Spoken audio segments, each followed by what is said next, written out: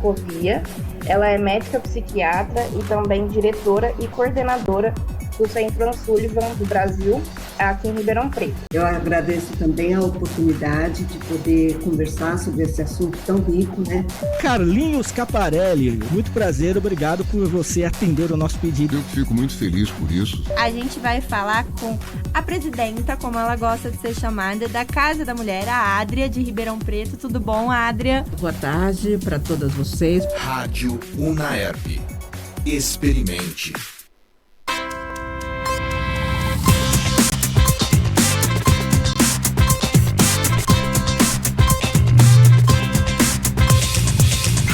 Unaerp. Olá, boa tarde a todos. Eu sou Liz Barreto, estudante de jornalismo da Unaerp, e esse é o Memórias da Comunicação, um projeto dedicado aos 100 anos de rádio em Ribeirão Preto. É um projeto de extensão do nosso curso. Estou aqui hoje com os meus amigos estudantes de jornalismo e nós produzimos todo esse programa que vai acontecer hoje. Estou aqui com Alessia Barbosa, Kaique Carvalho, Gabriel Correia, José Oliveira e Maís Orlando. Tenho o prazer de receber Antônio Carlos Morandini, que é um dos principais comunicadores de Ribeirão Preto. Seja muito bem-vindo, Morandini. Muito obrigado a vocês. Eu quero desejar sucesso na profissão a todos vocês e tenho certeza absoluta que com essa força interior que vocês demonstram ter, vocês serão sucesso no amanhã. Muito obrigada. Morandini, a gente vai fazer uma apresentação sua agora e logo depois a gente começa com a entrevista. Antônio Carlos Morandini é um dos principais comunicadores de Ribeirão Preto. Completando 66 anos como comunicador, trabalhou em diversos veículos. Na área do rádio, trabalhou na PRA7, Rádio Cultura, Rádio Show, CMN e na Rádio 79. Passou também a trabalhar na televisão pela TV Record de Franca, sendo âncora do TV Record Regional. Atualmente, Morandini apresenta seu programa de maior sucesso pela 79, Morandini Larga Brasa, que estreou em 66 e completa esse ano 58 anos no ar. O programa repercute as principais notícias de Ribeirão Preto e região, e a Rádio 79 hoje faz parte do Grupo Tati, em Ribeirão. O programa Larga Brasa é transmitido na TV, rádio e de principais multiplataformas. Morandini, seja bem-vindo ao Memórias da Comunicação. Vamos dar início à entrevista. Muito obrigado. Muito obrigado. Como você iniciou a sua carreira no rádio? Bom, eu comecei primeiro no jornal. Tinha aqui o Diário de Notícias, que era da Cúria Metropolitana, um jornal muito vibrante. E o que acontecia? O jornal, naquele tempo, ele vivia pegando notícias via, vamos dizer assim, tipo pirata, né? Pelo código Morse. Então, as transmissões eram feitas por código Morse, as agências noticiosas. Nós tínhamos um telegrafista que ele captava as notícias, fazia as chamadas tripas, se vocês não conhecem isso, que era um papel linha d'água que recebia as notícias via código Morse.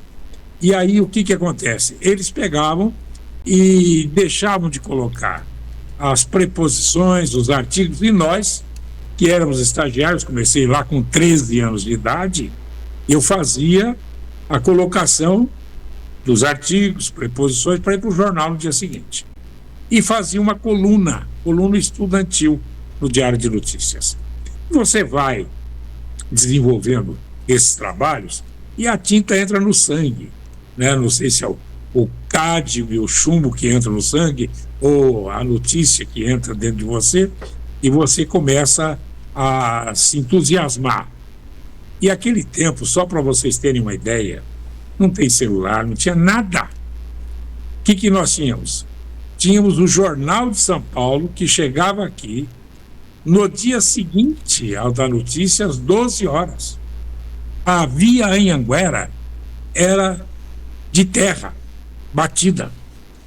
A partir de Campinas é que havia concreto na pista.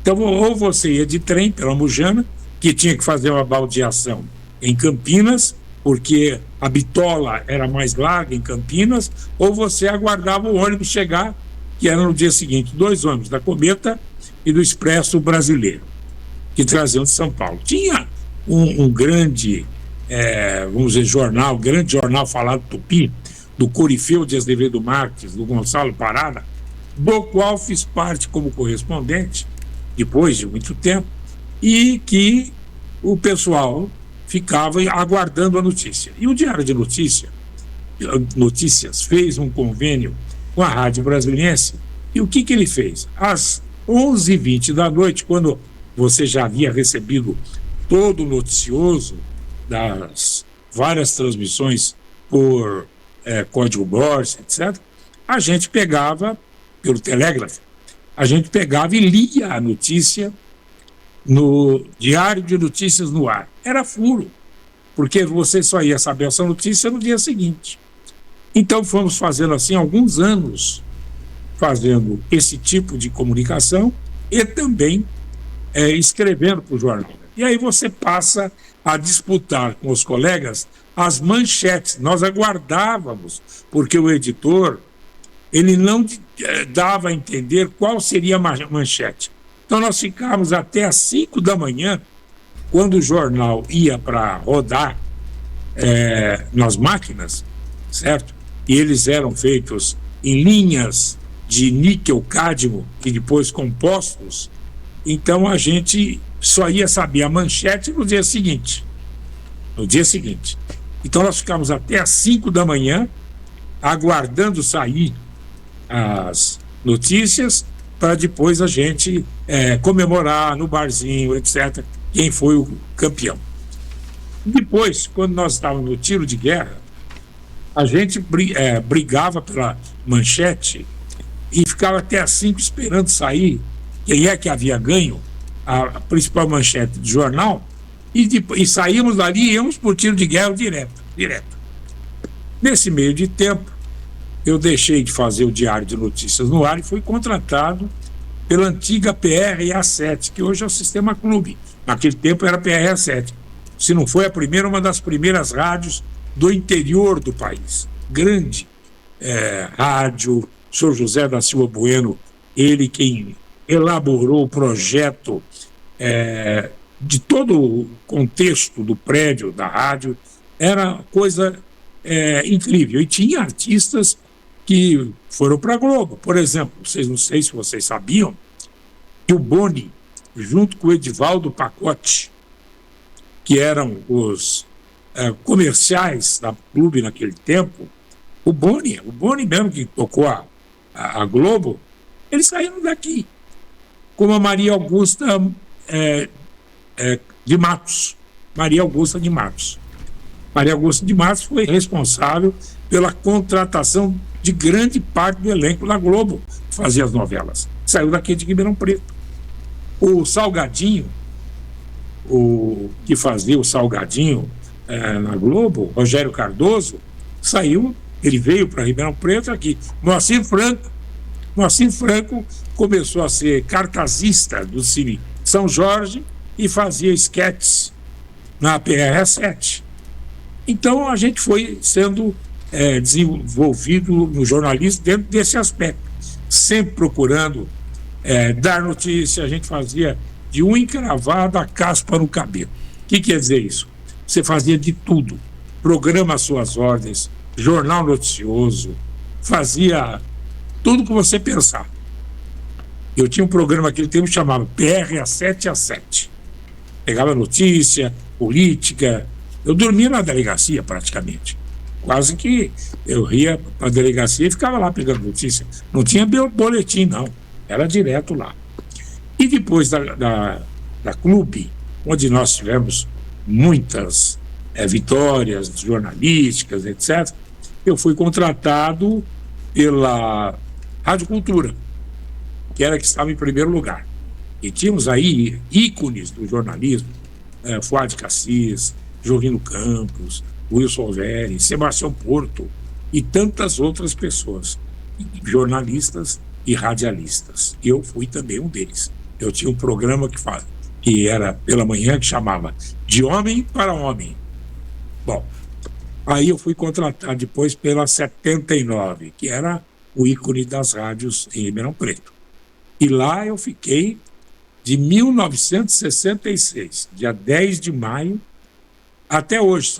Saí 2 ou 3 vezes, mas pontuando algum tempo fora, mas depois voltando para o ninho antigo. E televisão, eu comecei a fazer em Franca, na Record, depois eu vim aqui e comandei o Jornal do Meio-Dia durante um bom tempo, junto com a Tânia Figueiredo, Patrícia Badessa e tantos outros. E, obviamente, que a gente foi se forjando nessa questão jornalística daquele tempo. E na 79, então, o nosso programa Larga Brasa, nós começávamos primeiro das 7h30 até as 8h20, depois começamos das 7 às 8h30, depois das 7 às 9, das 7 às 10 e às 11 horas eu tinha um outro programa, segunda edição do Larga Brasa.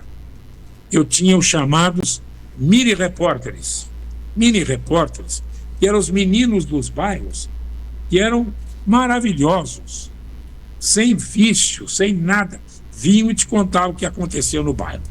Se tinha buraco, eles falavam do buraco. Se havia valeta, eles falavam da valeta. Se o mato estava crescendo, eles falavam do mato. Se tinha problema policial, eles falavam também.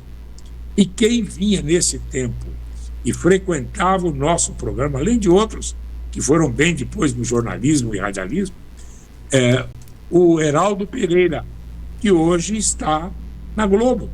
O Heraldo Pereira, que às vezes apresenta o Jornal Nacional e outros jornais, ele saiu daqui, ele fala isso. Inclusive no programa da Globo ele citou. Eu comecei na 79, aos 9 anos, no programa Larga Brasa, do jornalista Antônio Carlos Morandini. E é grande amigo nosso até hoje. Era um grande amigo. E tantos outros se passaram e tantos outros se fizeram. E é isso, mais ou menos, que eu tenho. Depois entramos na TV Tati. Antes eu fiz o Canal 20, Canal 22, que foi um sucesso. Canais 20 e 22 foram um sucesso. Nós, inclusive, entrevistamos vários candidatos à presidência, inclusive o Bolsonaro, quando foi candidato a presidente, uma das primeiras entrevistas foi lá. E ele dizia, você presidente, será? Né? Não tinha aquele estofo de presidente, né? E tantos outros mais que nós entrevistamos. Bom, e mais, nós fizemos cursos no exterior, fiz um curso na Deutsche Welle, na Alemanha, e quase fui contratado por lá. Foi um curso de divulgação de fatos regionais, e a Deutsche Welle, a Voz da Alemanha, que era em Bonn, em 75, havia me convidado para eu participar do programa que eles tinham direcionados para as comunidades de língua portuguesa. Então, fizemos vários cursos depois no exterior, na Rússia, na Alemanha outra vez, tivemos na Europa em vários cursos, fizemos o 5º Hispano-Americano, Congresso Hispano-Luso Americano-Filipino, onde defendemos a tese de que o trânsito deveria ser matéria curricular nas escolas, e também defendemos a tese dos conselhos comunitários. Aliás, a Alemanha, em termos de conselho comunitário, já naquele tempo era algo imitável, porque era muito bem feito e a gente tinha que copiar, porque sempre foi muito bem feito. E assim a gente, naquele tempo, vocês pensam que é como hoje tem um celularzinho, que você vai de qualquer lugar do mundo e você fala. Eu cheguei a fazer meu programa agora da Austrália, embora com dificuldade por causa do horário de lá, que são 13 horas adiante daqui, às vezes mais uma, com o horário de verão. Minha filha mora lá, eu tive que ir lá e fiz um programa Larga Brasa de lá. Só que às vezes eu fazia à noite, mas tinha que tomar cuidado para não infringir a lei do silêncio de lá, porque eles medem tudo, e se alguém reclamar, eles colocam um decibelímetro, e se a sua voz for mais forte, eles vão lá e te multam. Entendeu? A lei do silêncio é prioritária, na Alemanha também. E aí fizemos várias visitas, depois eu fui conhecer, porque eu gosto muito de estudar as pirâmides, conhecer o Egito, a Grécia, conhecer vários outros países, que eu fiz parte de uma comissão do tratamento de esgoto em Ribeirão Preto, Itália, Piemonte, Inglaterra, França e etc. E a gente sempre aprendendo e colocando na prática o que a gente via de bom que tinha lá, sempre também verificando o jornalismo.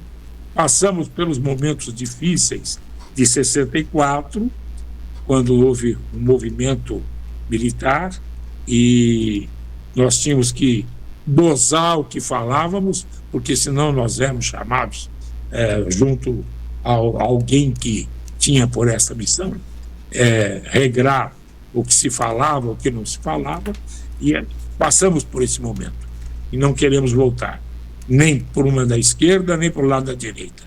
Zero. Morandini?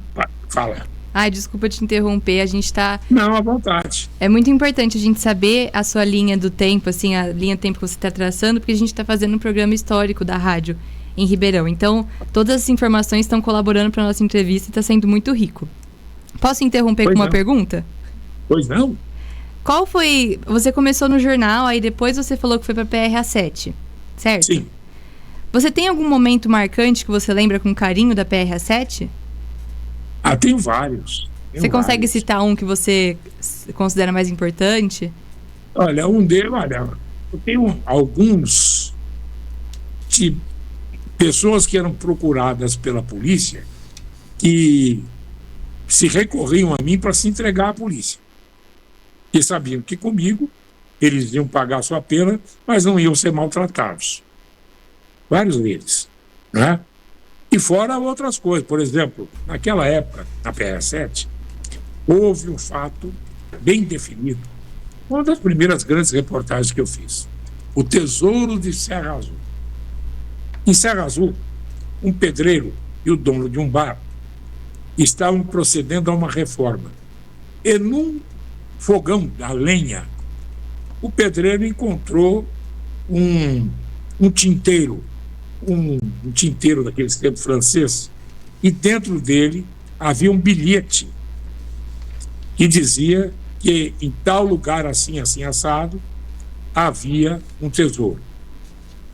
E aí recorreu-se à história e descobriu-se que um padre, segundo a lenda, havia sido morto e ninguém encontrou o tesouro que ele dizia ter. Uma gruta lá e tal. E o pedreiro e o dono do bar começaram a discutir para verificar a quem pertenceria o tesouro. Descobriram que o terreno era foreiro, isso é, pertencia à igreja. E aí foram discutir com os juristas como é que ficaria a questão. O dono do bar fechou o bar, disse que não ia continuar mais a reforma. O pedreiro recorreu a mim várias vezes, eu fui lá, em Serra Azul e tudo mais, e inclusive vários órgãos de divulgação do exterior, da França, da Alemanha, vários órgãos vieram para cá para cobrir o fato, porque Serra Azul não constava naquela época no mapa. E aí começou a constar, porque todo mundo vinha para cá e queria saber onde era Serra Azul e a história do tesouro. Por fim, ninguém sabe se aconteceu de se encontrar o tesouro ou não, sabe-se apenas, e o pedreiro quem denunciou, que o dono do bar fez uma reforma muito maior do que aquela prevista e não deu mais bola para o Sampaio, que era o pedreiro que estava fazendo a reforma. Esse foi um fato importante que mobilizou a população de Ribeirão Preto naquela época. Um fato da PRA7. Da cultura nós temos vários. Da 79, então, nem se fala. Quando meu filho estava sendo gerado, a minha mulher grávida, eu parei o carro na esquina da São José com a Lafayette, onde os ladrões, houve um tiroteio com a polícia, morreu um dos ladrões ou traficantes, e um deles subiu numa mangueira. Aí ficou conhecido o caso do Zé da Mangueira. E ele lá em cima começou a chamar o arcebispo, o comandante da polícia, porque ele queria ganhar tempo até o amanhecer. O bombeiro colocou holofote em cima dele, a polícia com armas apontadas para ele e ele com 2 armas. Aí ele pediu que o repórter subisse. Eu subi, conversei com ele, tentei demovê-lo, falei, olha, você não vai sair vivo daqui, você pode tentar o que você quiser, Mas aí tá todo mundo aí e tal, a hora que clarear, você vai pular, eles vão te acertar. Não, eu vou enfrentar. Então tá bom, desci, não fez nada comigo e tal. E aí, quando foi ao amanhecer, clareou, ele tentou descer atirando. Mas foi morto na hora. Nem chegou a ser morto na hora, porque ele foi levado ao hospital ainda, para não dizer que não falei de flores. Certo? Boa tarde, Eu Morandini. gravei essa matéria, passei para Tupi e ganhei o troféu Carlos Espera, que está aqui comigo até hoje. Que legal. O troféu Carlos Espera, um grande repórter que entrevistou Caryl Chessman no Corredor da Morte, que era inédito isso, nos Estados Unidos, em San Quentin. Ele entrevistou o Caryl Chessman, que estava condenado à morte no Corredor da Morte da prisão de San Quentin. Boa tarde, E ele Morandini. ganhou prêmios por isso, e ele se tornou um dos prêmios da Rádio e TV Tupi. Muito E esse interessante. troféu está aqui. Boa tarde, Morandini. Eu sou José Boa tarde. Oliveira. Você pode me chamar de Zé. Oi, não, Zé. Voltando para a PRA7, quanto tempo o senhor trabalhou lá? Olha, registrado 1 ano e meio. E mais 1 ano que foi antes de registrar, como estagiário. Boa tarde, Entendeu? Morandini. Depois eu fiquei registrado na Cultura 1 ano e fui para 79, em 66, e estou lá até hoje. Eu saí da 79, fiz um tempo na Rádio Show, certo? Uhum. Depois eu fiquei lá de novo na 79, fui convidado para a CMN, certo? A CMN, Central Mujano de Notícias, e depois voltei para 79 e estou até agora. Fui para a TV Record, fui para a TV Record, fui depois para o Canal 20, em 22, e depois eu fui para a TV Tati, onde estou até hoje. Boa tarde, Morandini. Eu sou o Kaique Boa Carvalho. tarde. Com os equipamentos que vocês tinham disponíveis naquela época, qual era a maior dificuldade de vocês para produzir um programa de rádio? Bom, todas. Em primeiro lugar, que não havia telefone. Não havia telefone. Os telefones que nós tínhamos eram orelhões, muito poucos. Ou nós, quando íamos para algum lugar, tínhamos que levar um gravador rever, vamos dizer assim, uma fita desse tamanho, e esse gravador pesava 50 ou 60 quilos. E não tinha carro de reportagem.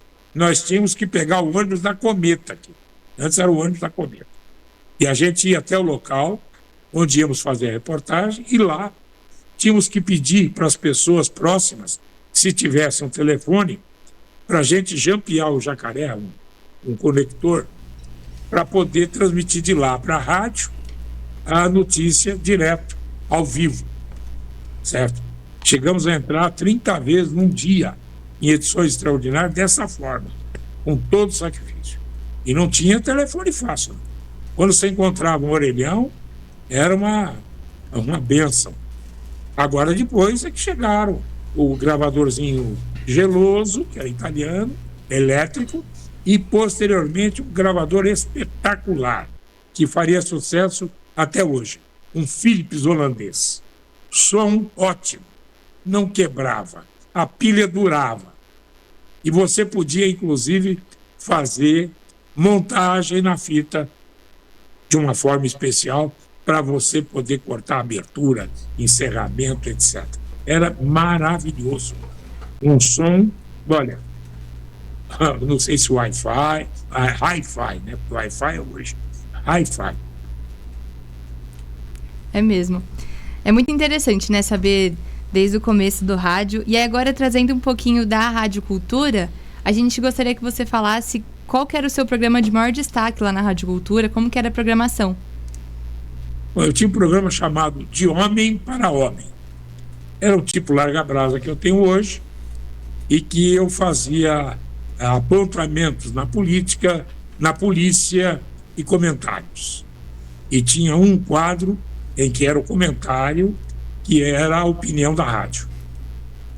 Posteriormente, comecei a fazer, na 79, o programa Larga Brasa.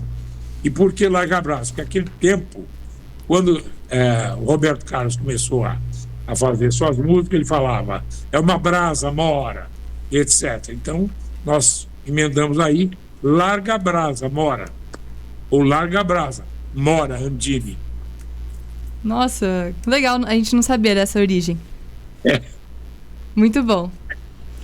Boa tarde, Morandini. Boa tarde, Morandini. Meu nome é Alessia Barbosa. Gostaria de saber por quanto tempo você trabalhou na Rádio Cultura? 1 ano. 1 ano. A Rádio Cultura, 1 ano. Bom, e continuando. Bom, deixa eu me apresentar. Boa tarde, Morandini. Eu sou a Maísa. Boa tarde. E continuando sobre a Rádio 79, a informação, né, é que ela foi criada para fazer frente com a PRA7, que era líder de audiência na época. Como foi esse processo da concessão da 79? Não só líder de audiência, como ela comandava os destinos da cidade. Ela tinha um programa que era o Centro de Debates Culturais. O Centro de Debates Culturais, ele enfocava os problemas da cidade e ouvia as autoridades dos mais variados setores e políticos dos mais variados viés e que davam opinião e metiam o pau no governo federal. O governo federal era do Getúlio Vargas, do PTB. Então o pessoal do PTB aqui foi ao Rio de Janeiro, porque a capital era o Rio de Janeiro, e falou com o Getúlio Vargas, dizendo que precisavam ter uma rádio aqui para combater, para contradicar o Centro de Debates Culturais, etc. Então, o Gregório Fortunato, que era o segurança do Getúlio, tomou para si a responsabilidade e colocou 2 canais à disposição da 79. Um deles, com o prefixo 79, era no dial 7.9, 79. E na onda curta, 92. ZYR 79, ZYR 92. Depois mudou, mas era assim no começo. A onda tropical, 90 metros, que hoje quase ninguém usa, ela chegava em todos os lugares do mundo. Nós tínhamos DX, que é comprovante de recebimento de radiação, do mundo todo, da Suécia, do Japão. Teve um japonês, da Marinha Mercante Japonesa, que veio aqui. Nós tínhamos aquele tempo o programa do Coraúcio, do Tiririca, Balanga Beiço. Ele veio querer conhecer o meu programa, do Balanga Beiço, e levou cópias da fita para mostrar para os japoneses que ele tinha estado aqui. Tem muita gente que ouve lá. Então, o que acontece?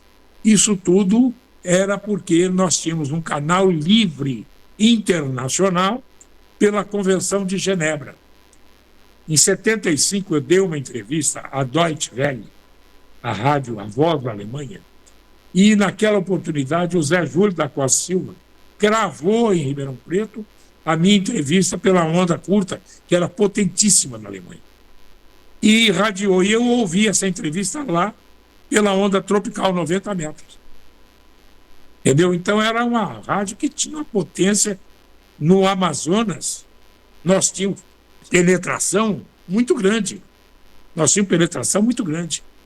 Tanto é que, certa feita, vieram alguns políticos falar para os ribeirinhos que eles eram candidatos, porque eles não tinham como chegar de Riozinho, Ribeirinho, Rio Grande, etc., um a um, para dizer que eram candidatos. Então vieram aqui pela onda tropical e falaram.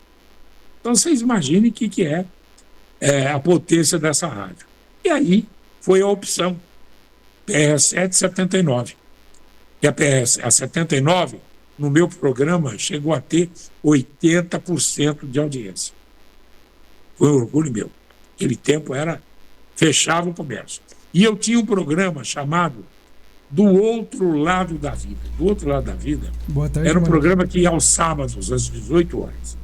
E eu ia às cadeias, presídios, e eu via os presos contarem suas histórias, e eu romantilizava não, novelizava, e mostrava as causas da delinquência, tentando provar que se você tiver algum tipo de educação, tiver algum tipo de prevenção, você pode combater a delinquência de forma diferente. Aquele tempo era assim, né? Hoje está mais difícil. Pô, que legal, Morandini. Primeiramente, boa tarde, eu sou o Gabriel Corrêa e eu queria te perguntar, como é que você chegou para trabalhar na Rádio 79? Olha, fui convidado. Eu fazia uma coluna no jornal A Cidade. Jornal A Cidade, fiz uma coluna quase 40 anos. Hoje eu estou no jornal A Tribuna. Faço a Larga Brasa do Tribuna. Uma coluna diária. E, inclusive, aos domingos eu conto uma história de Ribeirão Preto. E o que aconteceu?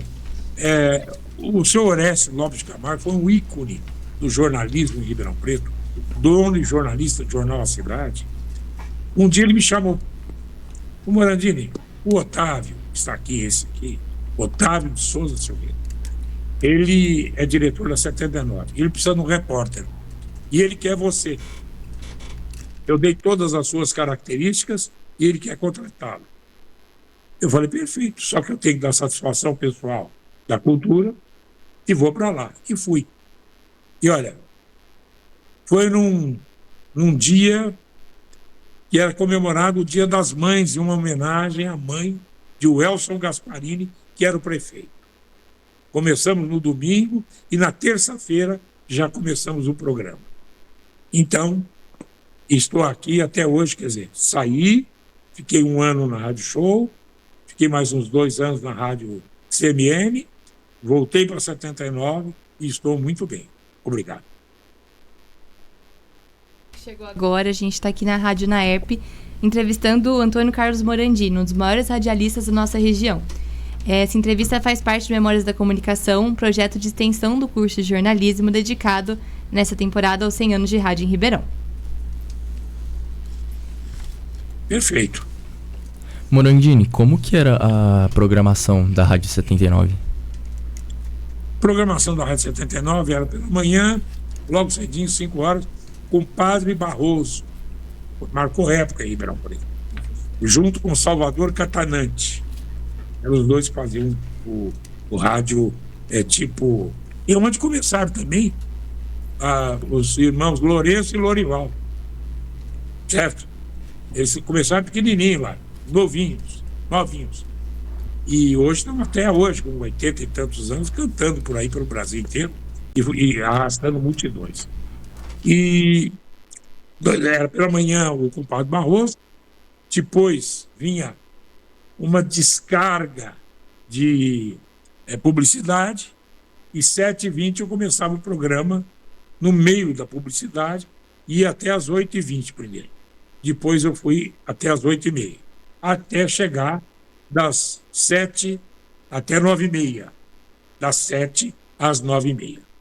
E eu cheguei com as 10 horas, né? Depois eu tinha o programa das 11, que era o Larga Brasa dos Mini Repórteres, onde começou Heraldo Pereira conosco, certo?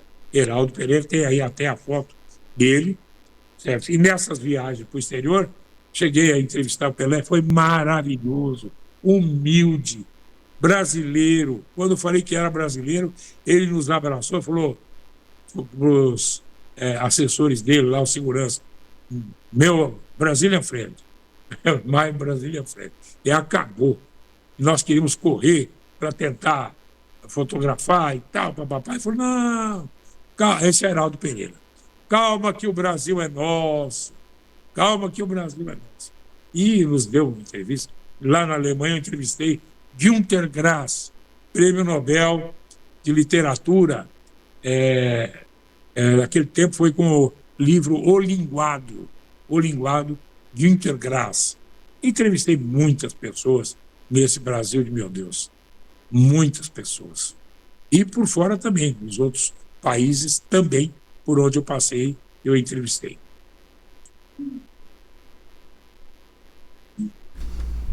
São as horas.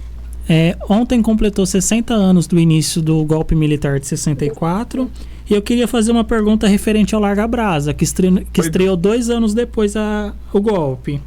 Como Sim. você pode definir o papel da rádio durante esse período, tanto como veículo de propaganda oficial, quanto como meio de resistência contra a ditadura?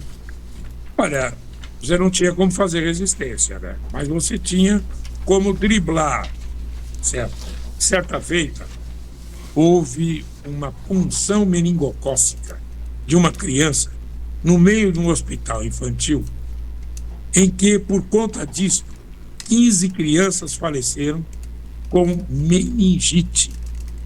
E vocês, peguem essa dica, procure sempre no necrológio dos jornais, se é que ainda tem isso, né? Os jornais escritos ainda tem. O necrológio, para você saber o que morreu a pessoa e tudo mais. E você, com contato com a funerária, você vai descobrindo muita coisa que fica por debaixo do pano. Quando morreram 15 crianças, eu falei, não é possível. Aí eu fui atrás e descobri que, por conta dessa punção meningocócica, as outras crianças foram todas afetadas e morreram. E eu dei a notícia. Aquilo foi um furor. E aí o responsável pelo setor militar me chamou. Antes ele disse para alguns colegas que ele iria me prender. E eles me falaram, não cometi um crime nem nada, e cadeia não foi feita para cachorro. Eu vou lá. Cheguei lá, ele fez um mise-en-scène muito grande e tal. Falei, o que o senhor quer mais que eu faça? Eu li, fui atrás, descobri e divulguei. Mas não podia porque o povo está revoltado. Falei, tudo bem.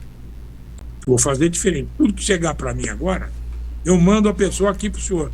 O senhor divulga, se ele quiser. Não. Assim também não. Vai divulgando, mas com cautela. Foi a única vez que teve esse problema. E num outro episódio muito pífio, e eu critiquei no 1º de abril. Foi no dia 1º de abril. Eu brinquei, a gente brincava muito no dia 1º de abril. E o prefeito de então estava começando e não havia ainda tido a oportunidade de fazer muita coisa. Então o pessoal estava cobrando e tal. E eu, no dia 1º de abril, no meu programa, eu inventei uma carta que o prefeito estaria pedindo demissão. Me chamaram lá, não fizeram nada comigo, né? E nada. Mas me chamaram a atenção. Agora, teve um outro caso. Houve uma vez a visita de um general que havia traído o governo federal, que era João Marques Goulart, casado com Maria Tereza Marques Goulart, e tinham os filhos João e Denise. O João Goulart tinha, vamos dizer assim, uma confiança muito grande no Amaury Cruel, que era comandante da região de São Paulo. E quando ocorreu o movimento militar, o Amaury Cruel se aliou aos contrários ao João Goulart. E falou-se muita coisa e tal, aventou-se hipóteses. Mas o que aconteceu? Simplesmente, eles foram para o Cruel, foi para o lado contrário ao João Goulart, se aliou ao pessoal que estava fazendo o golpe. O que aconteceu depois? Simplesmente, ele foi homenageado aqui, e ele veio. E no dia da entrevista, eu havia até entrado na faculdade de Direito, eu de bonezinho, de bicho, perguntei a ele, como é que o senhor, compadre de João Goulart, padrinho de João e Denise, esse era o apelido do filho dele, foi traí-lo? Bom, imagine que fizeram um levantamento na minha vida, de cabo a rabo, SMI e tudo mais que tinha aí. Posteriormente, quando eu fui convidado para ir para a Alemanha, não deu nada. Teve um advogado que falou também lá na Recreativa, no jantar, e eles levantaram tudo dele e tal. Quando eu fui convidado para ir para a Alemanha, para a Fundação Germânica para os países em desenvolvimento. Eu fui buscar meu passaporte no DOPS. O delegado me chamou lá e falou: olha, você não vai sair. Não vai sair porque o seu nome consta aqui numa investigação do SNI. Tal tempo assim, assado. O senhor só vai poder sair se uma autoridade reconhecida por nós te der um aval. Por sorte, eu encontrei um delegado de Ribeirão Preto, Celso Camargo Azevedo, que abonou a minha saída, porque senão eu não podia ter saído do país. São coisas assim. São fatos que estão na nossa vida no dia a dia. É mesmo. Inclusive, muito obrigada pelas dicas de jornalistas. Notamos tudo aqui. Morandini, falando sobre o Larga Brasa, ainda nele, a gente tem um momento marcante na história do programa, que foi a campanha Muita Lágrima Já Rolou, mas o Nordeste continua seco. Sim. Nessa campanha foram arrecadados toneladas de mantimentos e enviaram para o povo nordestino. Essa campanha resultou em um aumento significativo da audiência do programa. E como que esse aumento destacou? Já tinha audiência? O resultado da campanha foi a união de todos os órgãos de comunicação de Ribeirão Preto, que, aliás, foi o mérito do então prefeito Antônio Duarte Nogueira, pai do atual, que ele conseguiu unir, e a maçonaria, a todos os órgãos para divulgar a seca que estava no Nordeste e a necessidade de se unir. Nós mandamos dezenas de caminhões lotados. E quem foi à frente deles foi o doutor Décio Agostinho Gonzalez. E eu fui depois para acompanhar a distribuição. E olha, eles tiveram que lutar tanto, porque a política já estava aguardando os caminhões na entrada do Estado para poder distribuir em nome da primeira-dama da época. E aí eles levaram direto para o Exército, para que o Exército distribuísse nas cidades que nós acompanhamos, cidade por cidade, distribuição por distribuição. E os maçons também ajudaram muito nisso. Bom, um outro marco muito importante aqui na cidade de Ribeirão Preto foi o temporal de 1994. E, Morandini, eu queria te perguntar, como que foi a cobertura desse desastre pelo rádio? Bom, nós tínhamos na 79, nós tínhamos um gerador de energia no estúdio, no transmissor. Quando acabou a energia de toda a cidade, nós fomos fazer a transmissão direta. E aí começamos a fazer o apelo, certo? Para quem tinha aqueles radinhos portáteis e tal, para ajudar. E fomos irradiando o que aconteceu. Morreu uma senhora na rua Felipe Camarão. Caíram várias torres de transmissão de emissoras de rádio. Casas foram destruídas, inúmeras casas. E eu sei que, infelizmente, tivemos muitas pessoas feridas. Então, isso tudo foi divulgado e o pessoal acorreu à Cava do Bosque, onde era a central de recebimento das doações, e foi feita distribuição emergencial enquanto a luz não era restabelecida, faróis, lanternas, tudo isso foi direcionado para os locais mais atingidos pelo tornado. Foi um tornado que se abateu sobre Ribeirão Preto. E fora, foi muito, foi assim, danoso para o município. Muitas casas caídas, muitas pessoas feridas e muito prejuízo. E tudo isso, todo esse evento, assim, vocês conseguiam cobrir por esses radinhos portáteis que você falou? Sim, através do gerador no transmissor, que nós tínhamos um estúdio no transmissor e um gerador. Então nós ficamos no estúdio recebendo as informações dos repórteres, e não tinha celular também não naquele tempo, certo? E fomos direcionando o pessoal pelo telefone, magneto mesmo, telefone digital, ou digital, de disco. Acostumado com a época atual, você fala digital, é disco, discado. E discava, falava em tal lugar, e a gente pedia, olha, por favor, direcione para tal lugar. E foi uma cobertura completa, uma cobertura digna de todos os manuais de jornalismo e radialismo. Morandini, partindo agora para a Rádio Show, poderia nos contar como foi seu ingresso? A Rádio Show é o seguinte, havia um grupo que comprou a Rádio Show, que era a antiga Rádio Colorado, melhoraram o som, multiplicaram o seu som, e nós fizemos aí uma rádio diferente, bastante comunicativa, bastante noticiosa, e ela ganhou o primeiro lugar em 3 meses. 3 meses. Ganhamos o primeiro lugar no Ibope em 3 meses. Gente muito boa, gente maravilhosa, entendeu? E conseguiu-se com essa união, porque rádio é união, viu? Não adianta você contratar estrela que não seja unido. Televisão, rádio, é tudo união. É uma equipe. Se não for equipe, só tiver estrela, não vai para frente. Entendi. E em que ano que o senhor ingressou na rádio? Deve ser, olha, tô lembrado não. Um ano antes de fechar. E fechou por questões. Não, fechar não.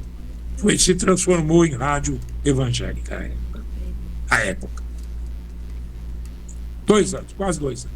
E em que ano que ganhou esse prêmio que o senhor comentou? Qual prêmio? Do Troféu Carlos Espera? Isso.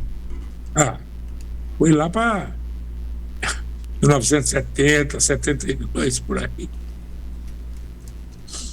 1900 e bolinha. E, Morandini, você tinha um programa nessa rádio, a Rádio Show? Tinha, o Larga Brasa. Esse programa. Ia das 7 até as 9h30. E pode falar algum dos profissionais com quem você trabalhou? Como é que é? Você pode citar alguns profissionais com quem você trabalhou? Poxa vida, tantos. Mas especificamente Wilson Tony. Na Rádio Wilson Show. Tony trabalhou comigo muito tempo. Luquez Júnior, o Passarelli, que faleceu há pouco tempo. O Carlos Masson, certo? E tantos outros que nós tivemos lá, que trabalharam conosco. Eu posso até correr o risco de que depois de determinado tempo você vai ficando com a cabeça meio esquecida. Mas são tantos que colaboraram conosco, vocês nem querem saber. São muitos personagens. O próprio Heraldo Pereira começou quando criança. São muitos personagens importantes nessa história e você é um deles. É um prazer estar recebendo você aqui na rádio. E, bom, agora falando da CMN, que você também trabalhou, né? Qual era o programa com maior destaque dessa rádio? Larga Brasa. Larga Brasa, sempre comandando tudo. E Larga também Brasa. Era nesse horário das 7h30 às 9h. Qual era o horário? Das 7 até as 10, quase. Das 7 às 10. 3 horas. E, aliás, uma coisa importante. Eu tinha uma praxe. Todo ano eu acrescentava 1 ano na comemoração do meu programa. Certo? Então, por exemplo, quando eu fazia 20 anos de programa, eu fazia um programa de 20 horas. No ano seguinte, 21. Eu cheguei a fazer ininterruptamente 45 horas direto. Você ia colocando reportagem, não é só falar. Não, você punha reportagem, comentava algum fato, trazia entrevistados, etc. Cheguei a falar 45 horas. Comecei numa sexta-feira e foi parar no domingo à tarde. Fui parar num domingo à tarde. Então, foi assim. Aí, no ano seguinte, minha família falou, nananina, não. Porque era difícil recuperar a voz depois de 45 horas. Certo? Nós tivemos na Rádio Show um programa destes, acho que foi de 45 horas, não sei se foi bem esse, não sei o ano, mas eu sei que nós fizemos no sorteio de uma Brasília amarela. Por coincidência lamentável, morreu nesse meio tempo o grupo Mamonas Assassinas. Olha, nós recebemos mais de 100 mil cartas, porque aquele tempo não tinha internet, nada. Você tinha que mandar a carta mesmo, levar no correio, levar na rádio, etc. Bom, para vocês terem uma ideia, lotou um quarto da emissora. Lotou. Não tinha mais espaço. Lotou. Ganhou uma senhora do Castelo Branco, a Brasília Amarela. Mas foi um show, certo? Da Rádio Show. E estamos aí até hoje no show da 79, vocês no show da rádio na época. Voltando agora a falar da Rádio 79, ela foi administrada pela Associação Comercial e Industrial de Ribeirão Preto, pela família Campos e depois pelos jornalistas Jorge Cajuru e José Luiz da Atena, até chegar ao Grupo Tati. Qual foi a mudança maior para vocês jornalistas nesse período? Olha, na época do Datena e do Cajuru, eu não estava lá. Eu estava na CMN, certo? Mas eles passaram depois para o Grupo Tati, certo? E antes, a Associação Comercial, aliás, é importante dizer, o Grupo PTB, que ganhou a concessão do Getúlio Vargas, depois não conseguiu administrar a rádio e passou para os que faziam parte da diretoria da Associação Comercial. Não era da Associação Comercial, da diretoria, certo?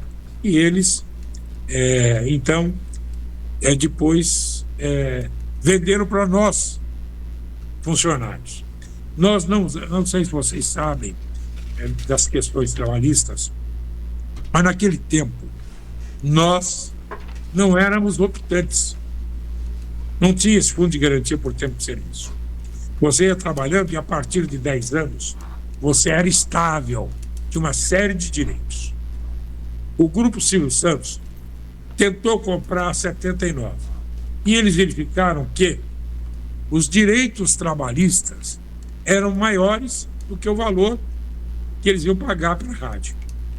Então a Associação Comercial, ou os membros da Associação Comercial, vamos assim dizer, chamou-nos, os funcionários que tinham esta garantia de estabilidade, e nos ofereceu: olha, nós vamos vender para vocês, vocês abrem mão da estabilidade, isso nós abatemos X do preço da rádio, e vocês vão pagando com aquilo que vocês apurarem na venda de anúncios. E assim foi. E assim foi feito. Quando nós ficamos lá, nós tínhamos 11 sócios. 2 sócios anteriores permaneceram, eles que faziam parte da Associação Comercial. E os outros que faziam parte do grupo de trabalho, que não eram optantes, ficamos tocando a rádio. E aí depois ela foi vendida para o grupo, acho que Barão do Mauá, se não me falha a memória, em seguida para o Datena e para o Cajuru, e depois para a Tati. Muito bom. Morandini, você chegou a ser vereador e vice-prefeito aqui em Ribeirão. Qual foi a importância da rádio na sua carreira política? Aquele tempo é o seguinte: o povo não tinha quem os defendesse. Então, por exemplo, aqueles que estavam eleitos ficavam sentados nos seus gabinetes, enfim. O jornalismo, e não foi só eu, foram vários. O que acontecia? A gente ia para o bairro, pisava no bairro, e estava lá para orientar, para pedir, e a gente era atendido. E aí você criava, vamos assim dizer, uma força eleitoral. E aí aconteceu, certo? Mas eu deixei da política há 24 anos. Há 24 anos. Sim. Entendi, muito interessante. Durante todo esse tempo na sua trajetória pelo rádio, você poderia nos falar um momento que foi uma virada de chave ou um momento que foi de grande importância na sua visão? No rádio é o seguinte: todo dia é uma virada de chave. Você está fazendo um programa, você não sabe o que chega. Chegam perguntas, críticas, pedidos de informação, orientação, utilidade pública, muita utilidade pública. Hoje, o que a televisão faz, de encontrar famílias, membros de família, crianças e tudo mais, nós fazemos isso há muito tempo pelas ondas do rádio. Então, sempre foi um instrumento de agregar a família, de agregar a população. Sempre teve esse condão. E aí você passa a fazer parte da família. Morandini, nesses 100 anos de rádio em Ribeirão, você acha que a região conseguiu criar sua própria identidade? Como você descreveria essa identidade da rádio? Olha, a região sempre teve uma identidade. Por mais que as emissoras tentem cobrir a todas as cidades, etc., sempre há uma vertente local. E aquilo que é local diz mais de perto ao cidadão do que aquilo que é regional, nacional e estadual. Primeiro, o local, onde você se posiciona. Você sabe se tem um tornado e tudo mais, se tem algum acidente no caminho que você vai fazer, etc. Agora, depois, o Estado. E, por último, a nação. A não ser que os fatos da nação se sobreponham a tudo isso. Então, é importante a gente sempre ter essa visão.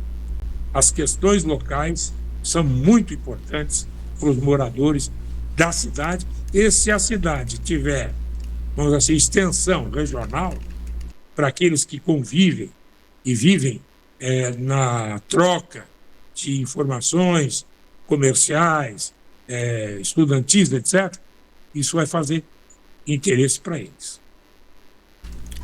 E como você vê a importância do rádio para a cidade de Ribeirão Preto? Muito grande, sempre foi. E mais, uma pesquisa feita agora pelo Cantar Ibope, procurem saber, vocês vão ver que o rádio não morre.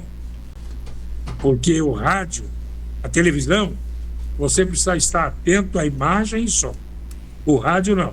Você pode estar costurando, pode estar lavando as panelas na cozinha, pode estar viajando, você está ouvindo.